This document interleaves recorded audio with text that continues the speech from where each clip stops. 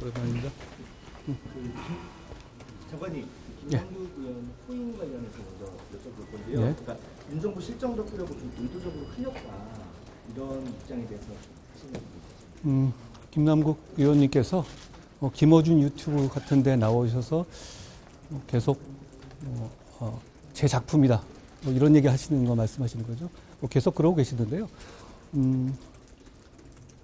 민주당이 뭐만 있으면 전화 검찰 탓하는 게 하루 이틀은 아니니 국민들께서 익숙해지셨을 것 같긴 합니다만 이번처럼 김남국 의원이 몰래 코인하다가 금융당국에 걸린 게 왜 제 작품이라고까지 하는지 저도 참 궁금합니다.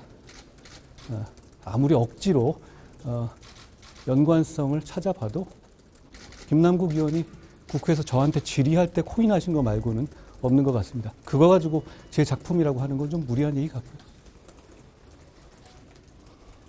내일이면 장관심 1년인데 수혜 한 말씀 드립니다. 제가 하루하루 선의를 가지고 일하려고 노력했습니다만 제가 많이 부족하다고 생각합니다. 앞으로 더 최선을 다하겠습니다. 요즘 참여연대 비판하시는 거 계속 비판하시는 거 좀 이례적이다 이런 이야기도 나오면 좀 어떻게 해요? 저는 그게 꼭 해야 할 그 말이라고 생각하는데요. 아무도 안 하니까 참여연대가 제 얘기를 한 김에 제가 말씀드린 겁니다. 말씀하신 취지처럼 그렇게 시민단체 이렇게 강력한 정치단체하고 맞서는 거는 너만 손해다 주변에서 저한테도 얘기해 주는 분이 많이 계신데요. 그 말이 맞을 수도 있고 저도 알고 있습니다. 그런데 공직자가 공익 위해서 할 일 하다가 손해 좀 봐도 저는 괜찮다고 생각합니다. 참여연대 입장에서는 이제 검찰개혁에 앞장섰다면서 이제 잘못이 있으면 역사가 평가할 거다 이렇게 입장도 내고 있잖아요. 제가 입장문을 봤는데요. 제가 시간 괜찮으시면 말씀드릴까요?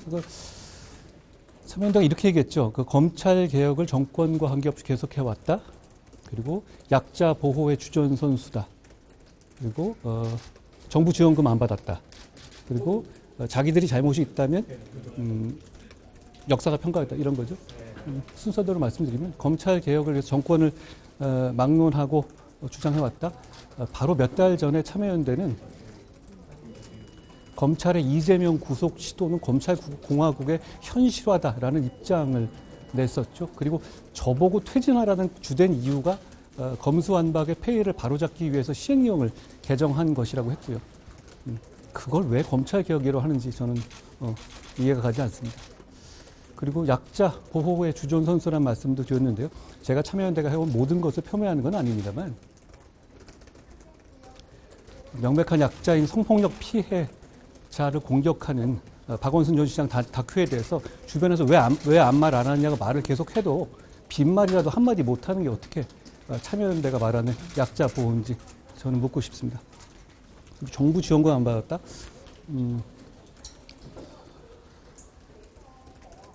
정부로부터 권력으로부터 세금으로 월급 받는 자리를 받는 것이 정부의 직접 지원금 받는 것보다 저는 더 문제 있는 거 아닌가 생각합니다. 그리고 참여연대 공화국이라고까지 불렸던 지난 5년 외에도 민주당 정권의 경우에 모든 민주당 정권의 경우에 참여연대는 권력 그 자체였잖아요. 우리가 다 알고 있듯이 청와대나 장차관급 그것만 문제가 되는 것이 아니라 박원순, 이재명 시기에 경기도나 서울시 그리고 각종 위원회에 참여연대 정말 많이 들어가지 않았습니까?